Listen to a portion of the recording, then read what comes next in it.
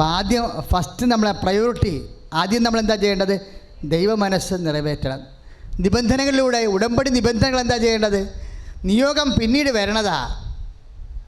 മനസ്സിലായില്ലേ? നിയോഗങ്ങളെന്ന് പറഞ്ഞാൽ എന്താണ്? നമ്മുടെ IELTS, ജോലി, വീട്, പ്രൊമോഷൻ, ട്രാൻസ്ഫർ, അതെല്ലാം ആദ്യം വന്നതല്ല. അത് രണ്ടാമത് വരേണ്ടതാണ്. ആദ്യം വന്നത് എന്താ?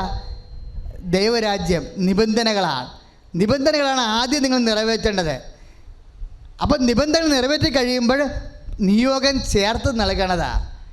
അതാണ് മത്തായി 6:33. നമുക്കറിയാവില്ല നിയോഗത്തിന് ദൈവം എന്താ ചിന്തിക്കണമെന്ന് അറിയാവോ? നമ്മൾ ദൈവരാജ്യത്തിലായതുകൊണ്ട് മാത്രമാണ് നിങ്ങൾക്ക് അനുഗ്രഹം കിട്ടണമെന്ന് നിങ്ങൾ ധരിക്കരുത്. ദൈവരാജ്യത്തിൻ്റെ ഉദ്ദേശം ഭൗതിക ആനുകൂല്യമായ ഫിസിക്കൽ ഫേവേഴ്സ് അല്ല, അത് നിത്യതയാണ്. നിത്യത ആദ്യം ഗ്യാരണ്ടി ചെയ്യാൻ പറയണതാണ്. അനുഗ്രഹങ്ങൾ ചേർത്ത് അതുപോലെ തന്നെ ഇതുപോലെ നമ്മൾ കൺസിഡറേഷൻ ചെയ്യത്തില്ലേ, കോംപ്ലിമെൻറ്റ് ചെയ്യത്തില്ലേ? അനുഗ്രഹമൊക്കെ കോംപ്ലിമെൻറ്റാണ്. എന്തെങ്കിലും സാധനം എടുക്കുമ്പോഴേ, ഇപ്പം നമ്മൾ കുറേ ചരക്ക് എടുക്കുമ്പോൾ ചിലപ്പോൾ നമ്മൾക്ക് തുണിക്കടക്കാരന് എന്തെങ്കിലുമൊക്കെ കോംപ്ലിമെൻറ്റ് തരത്തില്ലേ? അതുപോലെ കോംപ്ലിമെൻറ്റിൻ്റെ വില മാത്രമേ അനുഗ്രഹത്തിനുള്ളൂ. ഈ നിബന്ധന പാലിക്കാൻ പറഞ്ഞിരിക്കുന്ന അനുഗ്രഹം തരാനല്ല, നിത്യ തരാൻ വേണ്ടിയാണ്. നിബന്ധനയും നിത്യതയുമായിട്ടാണ് ബന്ധം. ദീർഘകാലം ജീവിക്കാനല്ലേ നിബന്ധനയും നിത്യതയുമാണ്. അപ്പം നിത്യതയ്ക്ക് വേണ്ടി അത് ഗ്യാരണ്ടി ചെയ്യാനാണ് ആദ്യം പറഞ്ഞിരിക്കുന്നത്. അത് ഗ്യാരണ്ടി ചെയ്താൽ ഭൗതിക ആനുകൂല്യം ഇവിടെ കഴിയാനുള്ള മാർഗം ദൈവം തരുമെന്നാണ് പറയണത്. ഒന്ന് ചിന്തിച്ച് നോക്കിയാൽ മക്കളെ, ഈശോ എന്നാ പറഞ്ഞത്? എല്ലാ നല്ല മനുഷ്യരുടെ മേലും ഞാൻ മഴ പെയ്യിക്കും, ഇല്ലേ? അങ്ങനെ പറഞ്ഞില്ലേ? എല്ലാ നല്ല മനുഷ്യരുടെ മേലും ഞാൻ മഴ പെയ്യിക്കും, അതുപോലെ ചീത്ത മനുഷ്യരുടെ മേലും വന്നു. ആ ചിന്തിക്കേണ്ട കാര്യമാണ്. അനുഗ്രഹത്തിൻ്റെ രീതി കണ്ടില്ലേ? എല്ലാ നല്ല മനുഷ്യരുടെ മേലും എല്ലാ സിസ്റ്ററുടെ മേലും ഞാൻ മഴ പെയ്യിക്കും, അതുപോലെ തന്നെ ദുഷ്ടരുടെ മേലും വന്നു. നീതിയുള്ള എല്ലാ മനുഷ്യരുടെ മേലും ഞാൻ സൂര്യനെ ഉദിപ്പിക്കും. എന്നിട്ട് പിന്നെ എന്താ പറഞ്ഞത്?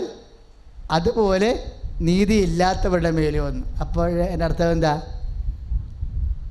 അനുഗ്രഹം അല്ലെങ്കിൽ അനുഗ്രഹത്തിൻ്റെ മഴ അല്ലെങ്കിൽ മഴയും വെയിലും ഒക്കെ കിട്ടണമെങ്കിൽ നല്ല മനുഷ്യരായിരിക്കണമെന്ന് ഒരു നിർബന്ധവും ഇല്ല, ദുഷ്ടന്മാർക്കും കൊടുക്കുമെന്ന് അർത്ഥം. അപ്പോൾ ഈ അനുഗ്രഹത്തിന് വല്ല വിലയുണ്ടോ? മത്തായിയുടെ സുവിശേഷം 5:45 നിങ്ങൾ വായിക്കണം.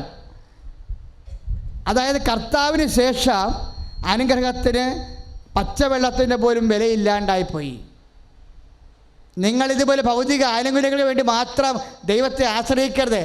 അതുകൊണ്ടാണ് 2 കൊരിന്ത്യർ 15:19 പറയണത്, നിങ്ങൾ ഈ ഭൂമിയിലുള്ള ഈ ലോകത്തുള്ള വസ്തുക്കൾക്ക് വേണ്ടി മാത്രമാണ് യേശുക്രിസ്തുവിൽ ആശ്രയിച്ചെങ്കിൽ എല്ലാ മനുഷ്യരെക്കാൾ നിങ്ങൾ ഹതഭാഗ്യവാന്മാരാണെന്ന്. ഉടമ്പടി ചെയ്യുന്ന മക്കൾ അടിസ്ഥാനപരമായിട്ട് ഉടമ്പടി ആത്യന്തിക ദൈവിക ലക്ഷ്യം എന്ന് പറയുന്നത് നിത്യതയാണെന്ന് കരുതിക്കൊണ്ട് വേണം എൻ്റെ മക്കളെ കാര്യങ്ങൾ വിലയിരുത്താൻ. കൈ അടിച്ച് കർത്താവ്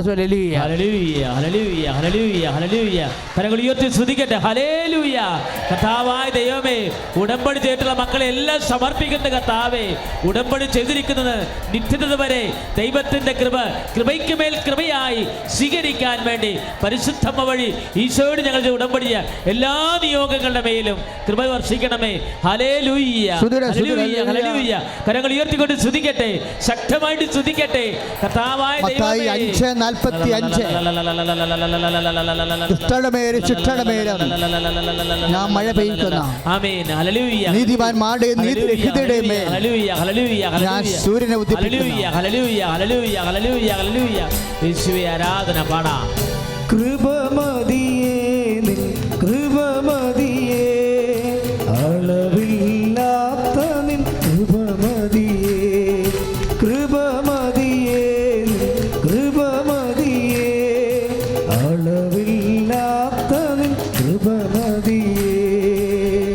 പരിശുദ്ധ പരമദിവ്യകാരുണ്യത്തിന് നേരവും ആരാധനയും സ്തുതിയും പുകഴ്ചയും ഉണ്ടായിരിക്കട്ടെ. പരിശുദ്ധ പരമദിവ്യകാരുണ്യത്തിന് നേരവും ആരാധനയും സ്തുതിയും പുകഴ്ചയും ഉണ്ടായിരിക്കട്ടെ. അപ്പോൾ ദൈവഹിതപ്രകാരം ജീവിതം പുനഃക്രമീകരിച്ചുകൊണ്ട് ദൈവഹിതപ്രകാരം ജീവിക്കാൻ ഞങ്ങൾ എന്ത് ചെയ്യണമെന്ന് ചോദിക്കുമ്പോൾ യോഹന്നാന്റെ സുവിശേഷം പറയും, ദൈവഹിതപ്രകാരം ജീവിക്കാൻ ഒറ്റ കാര്യമേ ഉള്ളൂ. എന്താണ്? അയച്ചവനിൽ വിശ്വസിക്കുക എന്നുള്ളത്. Praise the Lord. അയച്ചവൻ ആരാ? ഈശോയിൽ വിശ്വസിച്ച് ഈശോനെ കേന്ദ്രീകരിച്ചുകൊണ്ട് ജീവിതം പുനഃക്രമീകരിക്കുമ്പോൾ നമ്മൾ ഓട്ടോമാറ്റിക്കലായിട്ട് ദൈവഹിതപ്രകാരമുള്ള ജീവിതമായി. അങ്ങനെ ജീവിതമായി കഴിഞ്ഞാൽ യോഹന്നാൻ 15:7 പറയും,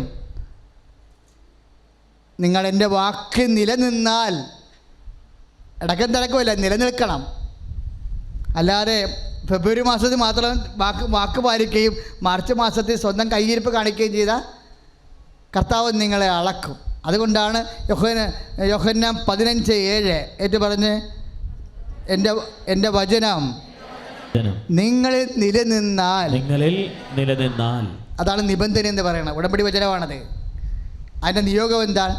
നിങ്ങൾക്കിഷ്ടമുള്ളത് ചോദിക്കാം. Praise the Lord. സമ്പൂർണ്ണ ബൈബിൾ മൊത്തവും ഉടമ്പടിയാണ്. 131 പ്രാവശ്യമാണ് ഉടമ്പടി എഴുതിയിരിക്കുന്നത്. അതിൻ്റെ അകത്ത് ആ വാക്ക് ഉപയോഗിച്ചിരിക്കുന്നത്. പക്ഷേ പല വാക്കുകളും തനി ഉടമ്പടി വാക്കാണ്. ഉടമ്പടി വാക്കിൽ എങ്ങനെ കണ്ടുപിടിക്കാൻ പറ്റും? നിബന്ധന ഉണ്ടാകും, നിയോഗമുണ്ടാകും. പുതിയ നിയമകാലം വന്നപ്പോൾ അമ്മയും പറഞ്ഞത് എന്താ? ഇതാ കർത്താവിൻ്റെ ദാസി, അങ്ങ് പറഞ്ഞതുപോലെ എന്നിൽ നിറവേറട്ടെ. അത് ഉടമ്പടിയാണ്. ദൈവവചനം പാലിക്കാൻ വേണ്ടി അമ്മ സ്വയം സമർപ്പിക്കുകയാണ്. അമ്മ തന്നെ വാഗ്ദാന പേടകമായത് ആ ഒറ്റ വാക്കിലാണ്. ലൂക്കാ 1:38 അനുസരിച്ച് കൊണ്ടാണ്. ഒന്ന് പ്രാർത്ഥിച്ചേ. കർത്താവായ ദൈവമേ, പരിശുദ്ധ അമ്മയെപ്പോലെ ഈ ഉടമ്പടി കാലത്ത് ദൈവത്തിന്റെ വചനം അനുസരിച്ച് ജീവിക്കാൻ വചനത്തിന് സാക്ഷിയാകാൻ ഞങ്ങളെ സഹായിക്കണം. കരങ്ങൾ ഉയർത്തി സ്തുതിക്കട്ടെ. കർത്താവായ ദൈവമേ, പരിശുദ്ധമ്മ പറഞ്ഞതുപോലെ ഇത് കർത്താവിന്റെ ദാസിയാണ്, അങ്ങ് ആഗ്രഹിക്കുന്നത് എന്നിൽ സംഭവിക്കേണ്ടത് പറഞ്ഞത് കർത്താവേ, അതുപോലെ ദൈവത്തിരുസന്നതിയിൽ അമ്മ ചെയ്തപോലെ വാഗ്ദാന പേടകമായ പരിശുദ്ധമ്മ ചെയ്തപോലെ ഇത് കർത്താവേ, നിയോഗങ്ങളും നിബന്ധനകളും ദൈവത്തിരുസന്നേറ്റ് ഉടമ്പടി ചെയ്തിട്ടുള്ള എല്ലാ മക്കളുടെ മേലും കൃപ വർഷിക്കണമേ എന്ന് പ്രാർത്ഥിക്കുന്നു. Hallelujah, hallelujah. പരിശുദ്ധാത്മാവിൽ നിറഞ്ഞ ആമേൻ നിങ്ങളിൽ സാക്ഷികളാകും. എല്ലാവരും പരിശുദ്ധാത്മാവിൽ നിറഞ്ഞ നിങ്ങളിൽ സാക്ഷികളാകും. ഭൂമിയിൽ എല്ലായിടത്തും നിങ്ങളിൽ സാക്ഷികളാകും. ഭൂമിയിൽ എല്ലായിടത്തും നിങ്ങളിൽ സാക്ഷികളാകും. ഇത് നമ്മുടെ ഉടമ്പടി നമ്മളെ വ്യത്യസ്തരാക്കും. നിങ്ങളുടെ ബന്ധുക്കളെക്കാൾ നിങ്ങൾ വ്യത്യസ്തരായിരിക്കും. എന്താ കാരണം? മോശെ കർത്താവിനോട് പറഞ്ഞു, കർത്താവേ, അങ്ങ് ഉടമ്പടി പ്രകാരം ഞങ്ങൾക്ക് വാഗ്ദാനം ചെയ്തതുപോലെ പുറപ്പാട് 33:14 അനുസരിച്ച് കൊണ്ട് അങ്ങ് ഞങ്ങളുടെ കൂടെ വന്നാൽ ഞങ്ങൾ എല്ലാ ജനതകളെക്കാളും വ്യത്യസ്തരായിരിക്കും. സ്തുതിക്കട്ടെ. ഹല്ലേലൂയ, ഹല്ലേലൂയ, ഹല്ലേലൂയ, ഹല്ലേലൂയ. കരങ്ങൾ ഉയർത്തിക്കൊണ്ട് സ്തുതിക്കട്ടെ. കർത്താവേ, അവിടുത്തെ സാന്നിധ്യം കൊണ്ട് നിറയ്ക്കണമേ. കർത്താവേ, ഞങ്ങൾ എല്ലാവരിലേക്കും വ്യത്യസ്തരായിട്ട് ജീവിക്കാൻ ഉടമ്പടിയുടെ അഭിഷേക ശക്തി ഇപ്പോൾ നിറയണമേ. ആദ്യം തന്നെ എൻ്റെ ഈശോയ്ക്കും പരിശുദ്ധ അമ്മയ്ക്കും ഈ അൾത്താരയിൽ വന്നിരുന്ന് സാക്ഷ്യം പറയാൻ ഞങ്ങളെ കുടുംബമായി ഇടയാക്കിയതിനായി നന്ദി പറയുന്നു. എൻ്റെ പേര് മെർലിൻ എന്നാണ്. ഇതെൻ്റെ ഹസ്ബൻഡ് അരുൺ. ഞങ്ങളുടെ 2 മക്കൾ എയ്ഡൻ, അമാൻഡ. ഞങ്ങൾ മഹാരാഷ്ട്രയിൽ നിന്നാണ് വരുന്നത്. മഹാരാഷ്ട്രയിലെ നാഗ്പൂർ എന്ന സ്ഥലത്താണ് ഞങ്ങൾ താമസിക്കുന്നത്. എൻ്റെ ഹസ്ബൻഡ് ഇന്ത്യൻ എയർഫോഴ്സിലെ ഒരു ഉദ്യോഗസ്ഥനാണ്. അതുകൊണ്ടാണ് ഞങ്ങളവിടെ താമസിക്കുന്നത്. ഞങ്ങളുടെ ജീവിതത്തിൽ ഞാൻ ആദ്യമായിട്ട് ഉടമ്പടി എടുക്കുന്നത് 2022 ജനുവരിയിലാണ്. അന്ന് ഓൺലൈൻ ഉടമ്പടിയാണ് ഞാൻ എടുത്തത്. എൻ്റെ ഹസ്ബൻഡിൻ്റെ ഒരു പോസ്റ്റിങ്ങിൻ്റെ ആവശ്യത്തിനും മറ്റ് ഭൗതികമായിട്ടുള്ള ആവശ്യങ്ങൾക്ക് വേണ്ടിയാണ് ഞാൻ ഉടമ്പടി ആദ്യമായിട്ട് എടുത്തത്. അതിനുശേഷം ഞാൻ 2022 ഒക്ടോബർ 19 ഇവിടെ വന്ന് തീർത്ഥാടന ഉടമ്പടി എടുത്തിട്ടുണ്ടായിരുന്നു. എല്ലാവരുടെയും പോലെ നല്ല ജോലി, അതുപോലെ ഫിനാൻഷ്യൽ പ്രോബ്ലംസ്, കുടുംബത്തിലെ കുറച്ച് പ്രശ്നങ്ങൾ, അങ്ങനെയുള്ള കാര്യങ്ങൾക്കൊക്കെ വേണ്ടിയാണ് ഞാൻ ആദ്യമായിട്ട് വന്ന് തീർത്ഥാടന ഉടമ്പടി എടുത്തത്. അതിലൊക്കെ എനിക്ക് ഒരുപാട് ബ്ലെസ്സിങ്സ് കിട്ടുകയും ചെയ്തിട്ടുണ്ട്. പക്ഷേ ഇന്ന് ഞാൻ ഇവിടെ വന്ന് ഞങ്ങൾ കുടുംബമായിട്ട് ഇവിടെ വന്ന് നിൽക്കാൻ ഇടയാക്കിയതെന്ന് പറഞ്ഞിട്ടുണ്ടെങ്കിൽ ഞങ്ങളുടെ മകൾ അമാൻഡ 4 വയസ്സാണ് അവൾക്ക്. അവളുടെ ജീവിതത്തിൽ പരിശുദ്ധ അമ്മയുടെ ഒരു അനുഗ്രഹവും സാന്നിധ്യവും മാധ്യസ്ഥ പ്രാർത്ഥനയും എൻ്റെ യേശുപ്പച്ചൻ്റെ അനുഗ്രഹവും കൊണ്ട് ഞങ്ങളുടെ കുഞ്ഞിൻ്റെ ജീവിതത്തിലുണ്ടായ ഒരു വലിയ അപകടത്തിൽ നിന്നും അതുമൂലം ഉണ്ടായ രോഗസൗഖ്യത്തെക്കുറിച്ച് എല്ലാവരുടെ മുമ്പിൽ ഒരു ജീവിക്കുന്ന സാക്ഷിയായി വന്നതെന്ന് കർത്താവിൻ്റെയും പരിശുദ്ധ അമ്മയുടെയും മഹത്വം പ്രഘോഷിക്കുന്നതിന് വേണ്ടിയിട്ടാണ്. കഴിഞ്ഞ 2 മാസങ്ങൾക്ക് മുമ്പ് ഓഗസ്റ്റ് 19-ാം തീയതി എൻ്റെ കുഞ്ഞ് ഞങ്ങൾ ഡിഫൻസ് ക്യാമ്പസിനുള്ളിൽ താമസിക്കുന്നത് കൊണ്ട് തന്നെ കുഞ്ഞുങ്ങൾക്ക് താഴെ കളിക്കുന്നതിന് വേണ്ട ഫെസിലിറ്റീസൊക്കെ ഉണ്ട്. അപ്പോൾ കുഞ്ഞ് എല്ലാ ദിവസവും സ്കൂൾ വിട്ട് വന്ന ശേഷം അവളുടെ ഫ്രണ്ട്സിൻ്റെ കൂടെ നിന്ന് കളിക്കാറുണ്ട്. അപ്പോൾ തലേ ദിവസം നല്ല മഴയുണ്ടായിരുന്നു. അപ്പം ചെറിയ ചെറിയ വാട്ടർ ബോഡീസ് അവിടെ ഇവിടെയൊക്കെ ഉണ്ട്. അപ്പോൾ കുഞ്ഞുങ്ങൾക്ക് വെള്ളത്തിൽ കളിക്കുന്ന എപ്പോഴും ഇഷ്ടമുള്ള കാര്യമാണ്. അപ്പോൾ കുഞ്ഞ് അതിൽ കല്ല് പറക്കിയിടുകയും കുഞ്ഞു കുഴികൾ കല്ല് പറക്കിയിടുകയും അതുപോലെ ഇല പൂക്കളൊക്കെ പറിച്ച് അതിനകത്തിട്ട് ഇവളുടെ ഇതേ പ്രായത്തിലുള്ള വേറെ 3 കുഞ്ഞുങ്ങളും കൂടി ഉണ്ടായിരുന്നു. അങ്ങനെ കളിക്കാം. അപ്പം ഞങ്ങളുടെ ക്വാർട്ടേഴ്സിന് തൊട്ട് ബാക്ക് സൈഡിലായിട്ട് ഒരു വാട്ടർ റീസൈക്ലേഷൻ പ്ലാന്റേഷനുണ്ട്. അപ്പം അവിടേക്ക് ആരുടെ അറ്റൻഷൻ അങ്ങനെ പോവാറില്ല. പക്ഷേ ഇവർ നിന്ന് കളിക്കുന്ന സമയത്ത് ഇവർ കണ്ടത് അവിടുന്ന് ഗേറ്റ് ഓപ്പൺ ചെയ്ത് അവിടുത്തെ സെക്യൂരിറ്റി പുറത്തേക്ക് വന്നത്. അപ്പോൾ കുഞ്ഞുങ്ങൾ അങ്ങോട്ട് നോക്കുമ്പം ഒരുപാട് വെള്ളം കണ്ടു. അപ്പോൾ അത് അന്ന് തലേ ദിവസം മഴ ഉണ്ടായതുകൊണ്ട് അത് ഗ്രൗണ്ട് നിരപ്പിന് വെള്ളം ഉണ്ടായിരുന്നു. അപ്പോൾ കുട്ടികൾക്ക് അറിയില്ല അതിന് എത്രത്തോളം ആഴമുണ്ട്, അത് എന്ത് തരത്തിലുള്ള വെള്ളമാണ്. ഹൈലി കണ്ടാമിനേറ്റഡ് വാട്ടറാണ്. അപ്പോൾ കുഞ്ഞും മറ്റു കുട്ടികളും അവിടേക്ക് കടന്നു പോവുകയും എൻ്റെ കുഞ്ഞ് അബദ്ധത്തിൽ ആ വെള്ളത്തിൽ വീണു പോവുകയും ചെയ്തു. പക്ഷെ ഞാൻ വീടിനുള്ളിലാണ്, ഞാൻ ഈ സംഭവം അറിയുന്നില്ല. ഞാൻ കുറച്ച് സമയം കഴിയുമ്പോൾ എൻ്റെ മോളുടെ കരച്ചിൽ, മമ്മി മമ്മി എന്നുള്ള കരച്ചിൽ കേട്ടിട്ടാണ് ഞാൻ വീടിന് പുറത്തേക്ക് വരുന്നതും. വന്ന് നോക്കുമ്പോൾ ഇവളെ ഞാൻ കാണുന്നില്ല. അപ്പോൾ എൻ്റെ ഒരു ഫ്രണ്ട് എന്നെ വിളിച്ചിട്ട് താഴെ നിന്ന് പറഞ്ഞു, മെർലിൻ നീ പെട്ടെന്ന് താഴേക്ക് വാ എന്ന് പറഞ്ഞു. അങ്ങനെ ഞാൻ താഴേക്ക് ചെല്ലുമ്പോൾ എന്നോട് പറഞ്ഞു, നിൻ്റെ കുഞ്ഞ് വെള്ളത്തിൽ പോയി എന്ന് പറഞ്ഞു. കുഞ്ഞ് വെള്ളത്തിൽ പോയി എന്ന് പറഞ്ഞപ്പം ആ ഒരു കുറച്ച് സമയത്തിനുള്ളിൽ എനിക്ക് കുറേ കാര്യങ്ങൾ ഓർമ്മ വന്നു. എൻ്റെ മോൻ്റെ ബർത്ത്ഡേ ജൂലൈ 15-നാണ്. ജൂലൈ 14-ാം തീയതി എനിക്കൊരു സ്വപ്നം ഉണ്ടായി. അത് സ്വപ്നമാണോ ദർശനമാണോ എന്ന് എനിക്കറിയില്ല. ഇപ്പോഴെനിക്ക് മനസ്സിലാവുന്നു എൻ്റെ അമ്മ എന്നെ എന്തൊക്കെയോ കാര്യങ്ങൾ മുന്നേ കാണിച്ചു തന്നതാണെന്ന്. കാരണം എൻ്റെ മകൾ വെള്ളത്തിൽ വീഴുന്നതും അവളുടെ ജീവൻ ആപത്തുണ്ടാവുന്നതും അവൾ മരണപ്പെട്ടു പോകുന്നതും ഞാൻ സ്വപ്നം കണ്ടിരുന്നു. ഞാൻ എല്ലാ ദിവസവും പ്രാർത്ഥിക്കുന്ന വ്യക്തിയാണ്. എൻ്റെ കുഞ്ഞുങ്ങൾ സ്കൂളിൽ പോകുമ്പോഴും അവരുടേതായ ലാംഗ്വേജിൽ അവരെ കൊണ്ട് ചെറുപ്പം മുതലേ അവരെ കൊണ്ട് പ്രാർത്ഥനാശീലം വളർത്തിയെടുക്കാൻ എന്നെ കൊണ്ട് കഴിയും വിധത്തിലൊക്കെ ഞാൻ അവരെ കൊണ്ട് ചെയ്യിപ്പിക്കാറുണ്ട്. എല്ലാ ദിവസവും സ്കൂളിൽ പോകുമ്പോഴും അവർ പ്രാർത്ഥിച്ചിട്ട് തന്നെയാണ് പോകാറുള്ളത്. അപ്പം ആ ഒരു വെള്ളത്തിൽ പോയെന്ന് പറയുമ്പോഴാണ് അങ്ങനെ ഒരു സ്ഥലം നമ്മുടെ തൊട്ടടുത്തുള്ളതും എങ്ങനെ ഈ കുഞ്ഞ് അങ്ങോട്ട് പോയി എന്നുള്ളതും നമ്മൾ റിയലൈസ് ചെയ്യുന്നത്. ആ ഒരു സമയത്ത് തന്നെ ഇവളെ ഞങ്ങൾ പെട്ടെന്ന് തന്നെ എടുത്ത് ഹോസ്പിറ്റലിലേക്ക് കൊണ്ടുപോയി. എൻ്റെ കയ്യിൽ കിട്ടുമ്പം കുഞ്ഞ് ഒരു സെമി കോൺഷ്യസ് സ്റ്റേറ്റിലായിരുന്നു. അപ്പോൾ തന്നെ ഞങ്ങളുടെ ഹോസ്പിറ്റലിലേക്ക് കൊണ്ടുപോയി വേണ്ട ബേസിക് ട്രീറ്റ്മെൻറ്റ്സും കാര്യങ്ങളൊക്കെ ചെയ്തു. പക്ഷെ അവിടെ പരിശുദ്ധ അമ്മയുടെ ഇടപെടൽ എന്താണെന്ന് വെച്ചിട്ടുണ്ടെങ്കിൽ ഈ കുഞ്ഞിനെ കൊണ്ടുപോകുന്ന നിമിഷം വരെയും എനിക്കതിൻ്റെ ആ വെള്ളം ഉണ്ടായിരുന്ന ആ ടാങ്കിൻ്റെ ഡെപ്ത് എത്രയാണെന്നുള്ളത് എനിക്ക് അറിയില്ലായിരുന്നു.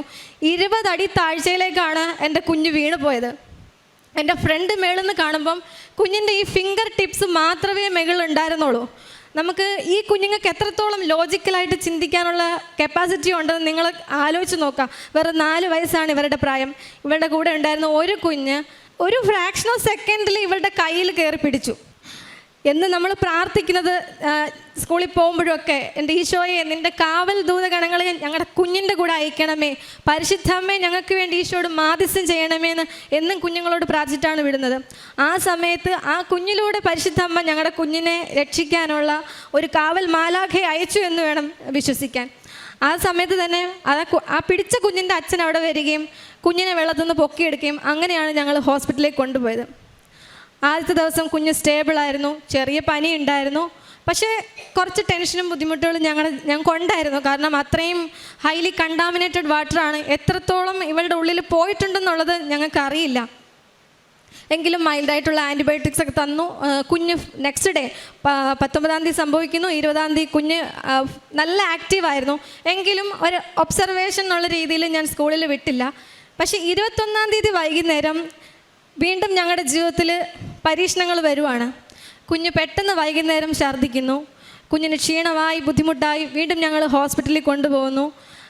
വോമിറ്റിങ്ങിന് വേണ്ട മെഡിക്കേഷൻസ് തരുന്നു. കുഞ്ഞിനെ ഞങ്ങൾ വീണ്ടും വീട്ടിൽ കൊണ്ടുവരുന്നു. പക്ഷേ അന്ന് ഏർലി മോർണിംഗ് തുടങ്ങി കുഞ്ഞിന് കൺട്രോൾ ചെയ്യാൻ പറ്റത്തില്ല. അതുപോലെ ഹൈ ടെമ്പറേച്ചർ, അതിൻ്റെ കൂടെ ലൂസ് മോഷൻസ്. വീണ്ടും കുഞ്ഞിനെ ഹോസ്പിറ്റലിലേക്ക് കൊണ്ടുപോയി. അപ്പം ഞാനൊരു മെഡിക്കൽ ഫീൽഡിൽ വർക്ക് ചെയ്യുന്ന ഒരാളാണ്. അതുകൊണ്ട് തന്നെ എനിക്ക് നമ്മൾ കൂടുതൽ കുറച്ച് കോൺഷ്യസ് ആയിരിക്കും കുഞ്ഞുങ്ങളുടെ കാര്യത്തിൽ. നമ്മൾ കുറച്ച് ഓവർ തിങ്ക് കൂടെ ചെയ്യും. ഇന്ന പോസിബിലിറ്റീസ് ഉണ്ടല്ലോ നമ്മൾ ആലോചിക്കും. അപ്പോൾ എൻ്റെ കുഞ്ഞിൻ്റെ മോഷനിൽ എനിക്കൊരു ബ്ലഡ് സ്പോട്ട് ഐഡൻറ്റിഫൈ ചെയ്യാൻ പറ്റി. വളരെ വളരെ ഒരു എന്താ പറയുക, നമുക്ക് കണ്ണുകൊണ്ട് നോക്കി കാണാൻ പറ്റത്തില്ല, പക്ഷേ എനിക്കത് റെക്കഗ്നൈസ് ചെയ്യാൻ പറ്റി, അല്ലെങ്കിൽ എനിക്ക് എൻ്റെ അമ്മ മാതാവ് കാണിച്ചു തന്നു എന്ന് ഞാൻ വിശ്വസിക്കുന്നു. കാരണം അത് ഞാൻ ഡോക്ടറോട് ഡിസ്കസ് ചെയ്തപ്പോൾ ഡോക്ടർ അടുത്തതായിട്ട്, കാരണം അപ്പോഴത്തെ കുഞ്ഞ് വീക്കായി തുടങ്ങി, അവിടെ നമുക്ക് പീഡിയാട്രിക് ICU ഇല്ല. അപ്പം തന്നെ ഡോക്ടർ ഓൾ ഇന്ത്യയിലെ തന്നെ വളരെ ഫേമസ് ആയ ഒരു മെഡിക്കൽ കോളേജിലേക്ക് ഞങ്ങളെ റെഫർ ചെയ്തു. അവിടെ ചെന്നു. ഞാനൊരു 10-15 ഡോക്ടേഴ്സിനോട് ഞാൻ ഇവളുടെ ഹിസ്റ്ററി റിപ്പീറ്റഡ് ആയിട്ട് പറഞ്ഞിട്ടുണ്ടാവും. പക്ഷേ കുഞ്ഞിൻ്റെ കണ്ടീഷൻ വേഴ്സ്റ്റ് ആവുന്നതല്ലാതെ ഒരു ട്രീറ്റ്മെൻറ്റും ഇല്ല. ഈ സമയത്തൊക്കെയും ഞങ്ങൾ ജപമാല ചൊല്ലിക്കൊണ്ടിരുന്നു, പ്രത്യക്ഷീകരണ പ്രാർത്ഥന ചൊല്ലിക്കൊണ്ടിരുന്നു, ഉടമ്പടി നേർച്ച വസ്തുക്കൾ, ഉടമ്പടി തൈലം കുഞ്ഞിൻ്റെ നെറ്റിയിൽ പൂശി പ്രാർത്ഥിച്ചു. അതുപോലെ ഉപ്പ്, അവൾ കോൺഷ്യസ് അല്ല, അവൾ കൺഫ്യൂസ്ഡ് സ്റ്റേറ്റ് ആയിരുന്നു, അവൾക്ക് ഓറിയൻറ്റേഷൻ കുറവായിരുന്നു. ഈ സമയത്തൊക്കെയും കുഞ്ഞിൻ്റെ വായിൽ ഞാൻ ഉപ്പ് തേച്ച് കൊടുത്തൊക്കെ. അങ്ങനെ ഞങ്ങൾ ഹോസ്പിറ്റലിലെത്തി. ഒരു 6 മണിക്കൂറോളം ഞങ്ങൾ ആ ഒരു വലിയ ഹോസ്പിറ്റലിൽ സ്പെൻഡ് ചെയ്തു. പക്ഷേ അതിനുശേഷം അവർ കൈയൊഴിഞ്ഞു, നിങ്ങൾ വേറെ എവിടെയെങ്കിലും കൊണ്ടുപോക്കോ എന്ന് പറഞ്ഞു. ഒരു മെഡിക്കൽ എമർജൻസി ആയിട്ടുള്ള സിറ്റുവേഷൻ ആയിരുന്നു. ആ സമയത്ത് വീണ്ടും കുഞ്ഞിന് വയറ്റിൽ കൂടെ ബ്ലഡ് പോയി, ബ്ലഡ് സ്റ്റെയിൻസും ക്ലോട്ട്സൊക്കെ ആയിട്ട് പോയി. ആ സമയത്ത് എനിക്ക് ഡൗട്ട്, ഞാൻ ക്ലീൻ ചെയ്യുന്ന സമയത്ത് എനിക്ക് ഡൗട്ട് തോന്നി, കുഞ്ഞിൻ്റെ വജൈനയിൽ കൂടെയും വരുന്നുണ്ട്. അപ്പോൾ ഒരു പെൺകുഞ്ഞാണ്. ഞാൻ വെറുതെ അവളുടെ വയറൊന്ന് പ്രസ് ചെയ്ത സമയത്ത് വെള്ളം വരുന്നത് പോലെ കുഞ്ഞിൻ്റെ വയറിൽ നിന്ന് സെക്രീഷൻസ് വന്നുകൊണ്ടിരിക്കുകയാണ് വജൈനയിൽ കൂടെ. ഒരമ്മ എന്ന നിലയിലും അത് നമുക്ക് ചിന്തിക്കാവുന്നതിലപ്പുറമുള്ള കാര്യമാണ്. അപ്പോഴത്തേക്ക് എൻ്റെ കുഞ്ഞിൻ്റെ റെസ്പോൺസൊക്കെ പോയി. വൈറ്റൽ സൈൻസ് ഒക്കെ ഓക്കെയാണ്, സ്റ്റേബിളാണ്. പക്ഷേ കുഞ്ഞ് കംപ്ലീറ്റ്ലി ലെഥാർജിക്കായി, ഡ്രൗസിയായി. പക്ഷേ പ്രത്യാശ, ഇമോഷണലി ഇംബാലൻസ് ആയി പാരൻസ് എന്ന നിലയിൽ. പക്ഷേ പ്രത്യാശ ഞങ്ങൾ കൈവിട്ടില്ല. ഞങ്ങൾ പ്രാർത്ഥിച്ചു. പ്രാർത്ഥനാ സഹായം ഒരുപാട് ആളുകളോട് ഞങ്ങൾ അപേക്ഷിച്ചു. ഞങ്ങളുടെ ഫാമിലിയിലെ എല്ലാവരും, ഓൾമോസ്റ്റ് എല്ലാവരും ഉടമ്പടി എടുത്തവരാണ്, പരിശുദ്ധ അമ്മയുടെ മാധ്യസ്ഥത്തിൽ വിശ്വസിക്കുന്നവരാണ്. ഞങ്ങളങ്ങനെ എല്ലാവരെയും വിളിച്ച് പറഞ്ഞു. കൃപാസനത്തിലും ഒരുപാട് ആൾക്കാർ വിളിച്ച് പ്രാർത്ഥനാ സഹായം ആവശ്യപ്പെട്ടു. അങ്ങനെ ഒരുപാട് ആൾക്കാരുടെ പ്രാർത്ഥന ലഭിച്ചു. ഇപ്പോഴും അവിടുന്ന് അടുത്തൊരു സ്റ്റേജ് എന്ന് പറഞ്ഞാൽ ഇനി വേറൊരു ഹോസ്പിറ്റലിലേക്ക് കൊണ്ടുപോകാമെന്നുള്ളതാണ്. അവിടുന്ന് വീണ്ടും ഞങ്ങൾ മറ്റൊരു ഹോസ്പിറ്റലിലേക്ക് കൊണ്ടുപോയി. അവിടെ എത്തിയപ്പോഴാണ് അറിയുന്നത് അവിടെ പീഡിയാട്രിക് ICU ഇല്ല. അപ്പോഴത്തേക്ക് തന്നെ സമയം ഒരുപാട് അതിക്രമിച്ചു. ഇതിൻ്റെ ഇടയിൽ ഞാൻ പറയാനൊരു കാര്യം വിട്ടുപോയി. ഞങ്ങൾ ഹോസ്പിറ്റലിലേക്ക് പോകുന്നതിന് മുന്നേ കുഞ്ഞിനെ ഞാൻ തോളിലെടുത്ത് എൻ്റെ വീടിൻ്റെ ഹാളിൻ്റെ പ്രാർത്ഥന റൂമിൽ വെച്ചിരിക്കുന്ന എൻ്റെ ഈശോയുടെയും പരിശുദ്ധ അമ്മയുടെയും ഫോട്ടോയിലേക്ക് നോക്കിയിട്ട് ഞാൻ പറഞ്ഞു, എനിക്ക് ദർശനവും സ്വപ്നമൊക്കെ കിട്ടി, പക്ഷെ അത് ശരി തന്നെ. ഞാൻ പോയിട്ട് തിരിച്ചു വരുമ്പം ഈ കുഞ്ഞ് എങ്ങനെ ഇരുന്നോ അതിനേക്കാളും എനർജി ആയിട്ട് എൻ്റെ കുഞ്ഞിനെ എനിക്ക് തിരിച്ചു തരണം, എൻ്റെ ഈശോയെ, എൻ്റെ അമ്മ മാതാവേ. ഇത് പറഞ്ഞിട്ട് ഞാൻ പോയി. വേറെ ഒന്നും ഞാൻ പ്രാർത്ഥിച്ചില്ല. ഇത്രയും മാത്രമേ ഞാൻ പറഞ്ഞോളൂ. അങ്ങനെ ഞങ്ങൾ ആ ഹോസ്പിറ്റലിൽ എത്തിയപ്പോഴത്തേക്ക് അവിടെ പീഡിയാട്രിക് ICU ഇല്ല എന്നൊരു ഡോക്ടർ പറയുന്നു. അപ്പം ഞങ്ങൾ ഇനി എന്ത് ചെയ്യും എന്ന് ഞങ്ങൾ പരസ്പരം മലയാളത്തിൽ സംസാരിക്കുന്ന കേട്ടപ്പം ഒരു നേഴ്സ് മലയാളിയാണോ മറ്റൊരു ഹോസ്പിറ്റലിലേക്ക് ഞങ്ങൾക്ക് സജസ്റ്റ് ചെയ്തു തന്നു. അവിടെ കൊണ്ടുപോയി ഉടനെ തന്നെ എമർജൻസി ICUയിലേക്ക് കുഞ്ഞിനെ ഷിഫ്റ്റ് ചെയ്യുകയും ചെയ്തു. ഈ സമയത്തൊക്കെയും കുഞ്ഞിൻ്റെ വജൈനയിൽ കൂടെയും അതുപോലെ മോഷനിൽ കൂടെയും ബ്ലഡും മറ്റുള്ള സെക്രീഷൻസൊക്കെ വരുന്നുണ്ടായിരുന്നു. ഞങ്ങൾക്ക് 24 മണിക്കൂറാണ് ഡോക്ടർ ഒരു ഒപ്പീനിയൻ അല്ലെങ്കിൽ ഒരു മെഡിക്കൽ റിപ്പോർട്ട് നിങ്ങൾക്ക് തരാമെന്ന് പറഞ്ഞൊരു സമയം 24 മണിക്കൂറാണ്. അപ്പം ഞങ്ങളെ സംബന്ധിച്ചിടത്തോളം 24 മണിക്കൂർ എന്ന് പറയുന്നത് 24 വർഷം പോലെ ആയിരിക്കും. കാരണം നമുക്കറിയില്ല കുഞ്ഞ് ICUയിലാണ്, അവളുടെ സ്റ്റേജ് എന്താണ്. ജനിച്ച അന്ന് തുടങ്ങി ഈ സമയം വരെ എന്നെ വിട്ടു പിരിഞ്ഞ 1 മണിക്കൂർ പോലും സ്കൂളിൽ പോകുന്ന ടൈം അല്ലാതെ ഇരിക്കാത്തൊരു കുട്ടിയാണ്. എങ്ങനെ ആയിരിക്കുമെന്ന് അറിയില്ല. ആ സമയത്തൊക്കെ ചിന്തിച്ചു, എൻ്റെ ഈശോയെക്കുറിച്ച് തറച്ചപ്പം എൻ്റെ അമ്മ മാതാവ് എത്രത്തോളം വിഷമം അനുഭവിച്ചു കാണും. ആ വിഷമങ്ങൾ എൻ്റെ ജീവിതത്തിലെ സഹനമായിട്ട് ഞാൻ എടുക്കുവാണ്. എൻ്റെ ഈശോയുടെ കുരിശുമരണത്തോട് ചേർത്ത് വെച്ച് ആ സഹനം ഏറ്റെടുത്ത് വെച്ച് പ്രാർത്ഥിച്ചുകൊണ്ടേയിരുന്നു. കുറച്ച് മണിക്കൂറുകൾക്ക് ശേഷം ഡോക്ടേഴ്സ് പറഞ്ഞു നമുക്ക് CT ബ്രെയിൻ, അതുപോലെ CT ചെസ്റ്റ്, മറ്റു കുറേ ബ്ലഡ് ഇൻവെസ്റ്റിഗേഷൻസ് ഒക്കെ നമുക്ക് ചെയ്യണമെന്ന് പറഞ്ഞു. അങ്ങനെ കുഞ്ഞിനെ സ്കാനിങ്ങിനായിട്ട് ഞങ്ങൾ കൊണ്ടുപോയി. സ്കാനിങ് റൂമിൽ കൊണ്ടു ചെന്നപ്പോഴും ഈ ഉടമ്പടി വസ്തുക്കൾ ഹസ്ബൻഡാണ് കൂടെ നിന്നത്. പക്ഷേ അതിന് മുന്നേ ഞാൻ കുഞ്ഞിനെ ഒന്ന് സ്റ്റേബിളാക്കാൻ വേണ്ടി അതിനകത്ത് കയറി. കാരണം ആംബുലൻസിൽ കൊണ്ടുപോകുമ്പം എമർജൻസി എക്യുപ്മെൻറ്റ്സ് ആയിട്ടാണ് കുഞ്ഞിനെ ആംബുലൻസിൽ കൊണ്ടുപോകുന്നത്. ആ സമയത്ത് കുഞ്ഞിൻ്റെ തല മുതൽ ഉള്ളംകാല് വരെയും എൻ്റെ ഈശോയെ നിൻ്റെ ആണിപ്പാടുള്ള കരം തൊട്ട് പ്രാർത്ഥിക്കണമേ, പരിശുദ്ധ അമ്മേ നീ കൂടെ നിന്ന് ഈ സ്കാനിങ് റൂമിൽ നീ കൂടെ നിന്ന് എൻ്റെ കുഞ്ഞിൻ്റെ റിപ്പോർട്ട്സ് നീ നോർമലാക്കി തരാൻ വേണ്ടി ഈശോയോട് പ്രാർത്ഥിക്കണമേ എന്ന് പ്രാർത്ഥിച്ചുകൊണ്ടേയിരുന്നു.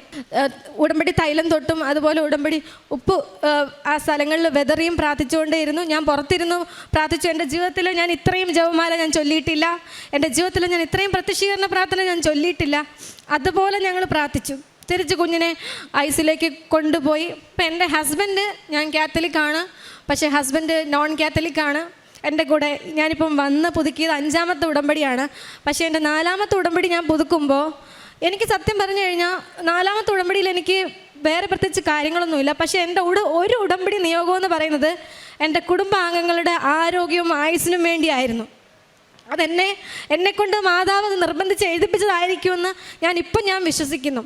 കാരണം ആ ഒരു നിയോഗം എൻ്റെ മാതാവ് ഏറ്റെടുത്തത് കൊണ്ടാണ് എൻ്റെ കുഞ്ഞിൻ്റെ ജീവിതത്തിൽ ഇത് വന്നെങ്കിലും ഇന്ന് ഈ കുഞ്ഞുമായിട്ട് ഈ സ്റ്റേജിൽ വന്നു നിന്ന് ഈ ആൾക്കാരെ വന്നു നിന്ന് സാക്ഷ്യം പറയാൻ ഇടയാക്കിയത്. ഞാൻ ഓൾറെഡി പറഞ്ഞു, എൻ്റെ ഹസ്ബൻഡ് നോൺ കാത്തലിക്കാണ്. അപ്പം ICUവിൽ കിടക്കുന്ന സമയത്ത് ഞാൻ അമ്മ മാതാവിനോട് ചോദിച്ചു, എനിക്കൊരു അടയാളം തരണമേ എന്ന് പറഞ്ഞു. എൻ്റെ അമ്മ മാതാവ് എനിക്ക് സുഗന്ധാഭിഷേകം തന്നു. അതുപോലെ ഞാൻ ഹസ്ബൻഡിനോട് ചോദിച്ചു, ഹസ്ബൻഡിനോട് ഞാൻ പറഞ്ഞു, എനിക്ക് അറിഞ്ഞുകൂടെ എൻ്റെ കൂടെ ഞാൻ ഇത്രയും ഉടമ്പടി 4 വർഷക്കാലമായി ഉടമ്പടിയിലുണ്ട്, പക്ഷേ ഞാൻ ഒരിക്കലും അദ്ദേഹത്തെ നിർബന്ധിച്ചിട്ടില്ല എൻ്റെ കൂടെ പ്രത്യക്ഷീകരണ പ്രാർത്ഥന ചൊല്ലണമെന്നോ അല്ലെങ്കിൽ മാതാവിനെ വിശ്വസിക്കണമെന്നോ ഞാൻ നിർബന്ധിച്ചിട്ടില്ല. പക്ഷെ വിശ്വാസമുണ്ട്, അതെനിക്കറിയാം. പക്ഷേ എൻ്റെ കൂടെ ഇരുന്ന് അങ്ങനെ പ്രാർത്ഥിക്കില്ല പ്രത്യക്ഷീകരണം. ബാക്കി എല്ലാ പ്രാർത്ഥനയിലും പുള്ളി ആക്റ്റീവാണ്. പുള്ളി എവിടെയെങ്കിലും പോകുമ്പോഴൊക്കെ ആണെങ്കിലും ഞാൻ ഉടമ്പടി തൈലം തേച്ച് കൊടുക്കും. അതുപോലെ പുള്ളിയുടെ പ്രൊമോഷൻ എക്സാംസിനൊക്കെ വേണ്ടി പ്രാർത്ഥിച്ചു. അതിലൊക്കെ അദ്ദേഹം പാസ്സാവുകയും ചെയ്തു. അപ്പോൾ അന്ന് ഞാൻ ICUവിൻ്റെ ഫ്രണ്ടിലിരുന്ന് ഞാൻ ചോദിച്ചു, എൻ്റെ കൂടെ വന്ന് സാക്ഷ്യം പറയുമോ നമ്മുടെ കുഞ്ഞിന് സൗഖ്യം കിട്ടിയ? അപ്പോൾ എന്നോട് പറഞ്ഞു, പിന്നെ ഞാൻ തീർച്ചയായിട്ടും പറയും. എൻ്റെ ജീവിതത്തിൽ അന്ന് എൻ്റെ ഹസ്ബൻഡ് ICUവിൻ്റെ ഫ്രണ്ടിൽ ഞങ്ങൾ മുട്ടുകുത്തി ഇരുന്ന് ഞങ്ങൾ പ്രത്യക്ഷീകരണ പ്രാർത്ഥന ഞങ്ങൾ ഒരുമിച്ച് കൈ കോർത്ത് പിടിച്ച് ഞങ്ങൾ ഇരുന്ന് പ്രത്യക്ഷീകരണ പ്രാർത്ഥന ഞങ്ങൾ ചൊല്ലി. 24 മണിക്കൂർ പറഞ്ഞ ഡോക്ടേഴ്സ് പിറ്റേ ദിവസം 12 മണിക്കൂർ ആകുമ്പോഴത്തേക്ക് പറഞ്ഞു, നിങ്ങളുടെ കുഞ്ഞിൻ്റെ ക്രിട്ടിക്കൽ സ്റ്റേജ് നിങ്ങൾ ഓവർകം ചെയ്ത് കഴിഞ്ഞു, നിങ്ങളിനി ഭയപ്പെടേണ്ടതില്ല. പിന്നെ ഉള്ളത് റിപ്പോർട്ട്സാണ്. വീണ്ടും ഞങ്ങൾ പ്രാർത്ഥനയിലായി. അതുപോലും ഈ 24 മണിക്കൂർ എടുത്തില്ല. പരിശുദ്ധ അമ്മയുടെയും എൻ്റെ ഈശോയുടെ ഇടപെടൽ മൂലം എൻ്റെ കുഞ്ഞിൻ്റെ സ്കാനിങ് റിപ്പോർട്ട്സ് കംപ്ലീറ്റ്ലി നോർമലായി. പിന്നെയുള്ളത് ബ്ലഡ് റിപ്പോർട്ടാണ്.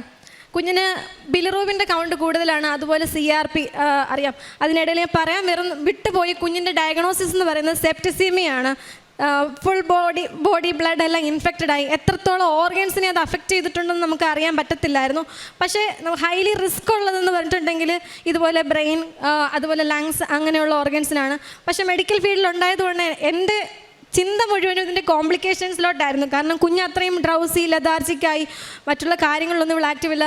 നല്ലോണം വർത്താനം പറഞ്ഞുകൊണ്ടിരുന്ന കുഞ്ഞ് പെട്ടെന്ന് ഇങ്ങനെ ആയപ്പോഴത്തേക്ക് നമുക്കൊരു വിഷമമായി. ഇതിൻ്റെ കോംപ്ലിക്കേഷൻസ് എന്ന് പറയുന്നത് ഷോക്കിലേക്ക് പോകും. ഏറ്റവും എൻഡെന്ന് പറയുന്നത് ഡെത്താണ്. അപ്പം അതിനൊന്നും ഇടപെടുത്തിയില്ല. എൻ്റെ കുഞ്ഞിൻ്റെ ട്രീറ്റ്മെൻറ്റ്സ് റിക്കവറി എന്ന് പറയുന്നത് ഇപ്പോൾ ICUവിൽ കയറ്റിയെന്ന് വെച്ചാൽ എത്ര ദിവസം ആൻറ്റിബയോട്ടിക് എടുത്താൽ പോലും നിങ്ങൾക്കറിയാം മെഡിക്കൽ ഫീൽഡിലുള്ളവർക്ക് എത്രത്തോളം ടൈം എടുക്കും അതിൻ്റെ ഒരു ഇൻറ്റൻസിറ്റി കുറഞ്ഞു വരാൻ. പക്ഷേ 4 ദിവസം കൊണ്ട് എൻ്റെ കുഞ്ഞിന് കംപ്ലീറ്റ് ആയിട്ട് എൻ്റെ കുഞ്ഞിൻ്റെ ബ്ലഡ് വാല്യൂസ്, അതുപോലെ അവളുടെ റിപ്പോർട്ട്സ് എല്ലാം നോർമലാക്കി തന്നു. അപ്പോൾ എല്ലാവരും പറഞ്ഞു, ഞങ്ങൾ ഉൾപ്പെടെ അത് വിശ്വസിക്കുന്നു പറഞ്ഞാൽ, ഇത് ജോസഫ് അച്ഛൻ എപ്പോഴും പറയും പോലെ നമ്മുടെ ക്രെഡിറ്റോ നമ്മുടെ മെറിറ്റോ ഒന്നുമല്ല. ഇതെന്താ ദൈവത്തിൻ്റെ ഗ്രേസാണ്, എൻ്റെ ഈശോയുടെ ഗ്രേസ്. ഇപ്പം എല്ലാവരും ഇവളെ വിളിക്കും മിറാക്കിൾ ഗേൾ, അതുപോലെ ലക്കി ഗേൾ എന്ന് പറയും. കാരണം 2 ഇൻസിഡൻസിൽ നിന്നാണ് എൻ്റെ കുഞ്ഞ് ജീവിതത്തിലേക്ക് വന്നത്. ഒന്ന് 20 അടി താഴ്ചയിലെ വെള്ളത്തിലേക്ക് പോയി. അതുപോലെ തന്നെ ഇത്രയും സിവിയറായിട്ടൊരു കണ്ടീഷനിൽ നിന്ന് എൻ്റെ കുഞ്ഞ് റിക്കവറായിട്ട്, അതും ഫാസ്റ്റ് റിക്കവറായിട്ട്, വളരെ വേഗത്തിൽ അവൾ റിക്കവറായിട്ട് വന്നു എന്നുള്ളതാണ് ഏറ്റവും വലിയ മിറാക്കിള്. അത് എൻ്റെ പരിശുദ്ധ അമ്മയുടെ മാധ്യസ്ഥവും എൻ്റെ യേശുപ്പച്ചൻ്റെ കൃപയും അനുഗ്രഹവും ഒന്നുകൊണ്ട് മാത്രമാണ്. അത്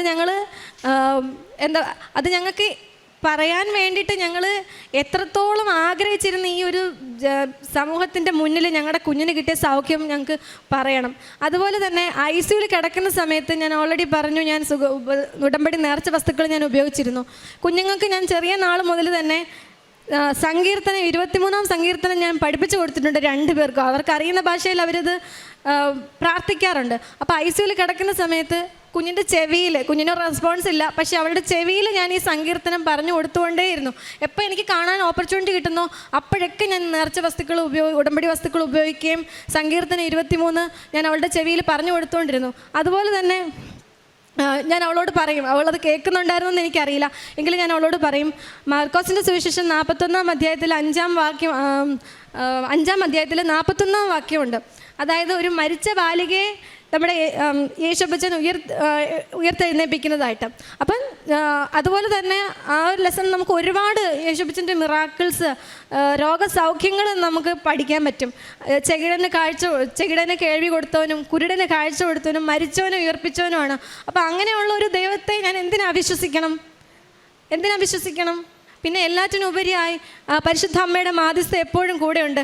ഞാൻ ആ ICUവിൻ്റെ ഫ്രണ്ടിൽ നിന്ന് പ്രാർത്ഥിക്കുന്ന സമയത്ത് എനിക്ക് സുഗന്ധാഭിഷേകം ഉണ്ടായിട്ടുണ്ട്. അപ്പം തന്നെ എനിക്ക് മനസ്സിലായി എൻ്റെ കൂടെ ഉണ്ട് അമ്മ, എന്നെ കൈവിടത്തില്ല എന്നുള്ള വിശ്വാസം എനിക്ക് പൂർണ്ണമായുണ്ട്. ഇപ്പോൾ ഈ സാക്ഷ്യം പറയാൻ വേണ്ടിയിട്ടാണ് ഞങ്ങൾ നാഗ്പൂരിൽ നിന്ന് നാട്ടിലേക്ക് വന്നത്. അതോടൊപ്പം അഖണ്ഡ ജപമാല റാലിയിലും പങ്കെടുക്കണമെന്നുള്ള ആഗ്രഹം കൊണ്ടാണ് ഞങ്ങൾ നാട്ടിലേക്ക് വന്നത്. ഇതുപോലെ തന്നെ ചെറുതും വലുതുമായിട്ടുള്ള ഈ സമയങ്ങളിലൊക്കെ ഞങ്ങൾ ഓൺലൈനിലായിട്ട് പ്രേക്ഷിത പ്രവർത്തനം എന്ന് പറഞ്ഞിട്ടുണ്ടെങ്കിൽ ഞങ്ങൾ 4 പേരും പോയിട്ട് ഞങ്ങൾ ഇവിടുന്ന് ഹിന്ദി, ഇംഗ്ലീഷ്, മലയാളം പത്രങ്ങൾ വാങ്ങിക്കൊണ്ട് പോകും. അവിടെയുള്ള പാർക്കിലും അതുപോലെ ചർച്ചുകളിലും നമുക്കറിയുന്ന ആളുകൾക്കും അതുപോലെ ക്രിസ്ത്യൻസിൻ്റെ ഇടയിൽ മാത്രമല്ല നമുക്ക് പ്രേക്ഷിത പ്രവർത്തനം ചെയ്യാനുള്ള അവസരം നമുക്ക് ദൈവം ഒരുക്കി തന്നിട്ടുണ്ട്. അതുപോലെ തന്നെ നമ്മുടെ സ്ട്രീറ്റിൽ, നമ്മുടെ നാട്ടിലധികം കാണാൻ പറ്റില്ല, പക്ഷേ അവിടേക്ക് നമുക്ക് ഒത്തിരി ആളുകൾ അവരുടെ ബേസിക് നീഡ്സ് ഇല്ലാതെയുള്ള ആളുകളെ നമുക്ക് കാണാൻ പറ്റും. ഭക്ഷണം, അതുപോലെ ഷെൽട്ടർ, വസ്ത്രം, ഇതൊന്നും ഇല്ലാത്ത ആളുകളെ കാണാൻ പറ്റും. ഞങ്ങൾ കുടുംബമായിട്ട് പോയിട്ട് അവർക്ക് വേണ്ട ആഹാരവും മറ്റുള്ള കാര്യങ്ങളും ഞങ്ങൾ ഒരുക്കി കൊടുക്കാറുണ്ട്. പിന്നെ ഓൺലൈനിലൊക്കെ കാണുന്ന അർഹതപ്പെട്ട ആൾക്കാർക്ക് വേണ്ടുന്ന സാമ്പത്തിക സഹായവും ഞങ്ങൾ ചെയ്തു കൊടുക്കാറുണ്ട്. ദൈവം ഞങ്ങളെ ഒരുപാട് ഞങ്ങളുടെ ജീവിതത്തിൽ ഞങ്ങൾക്ക് ബ്ലെസ്സിങ്സ് തന്നിട്ടുണ്ട്.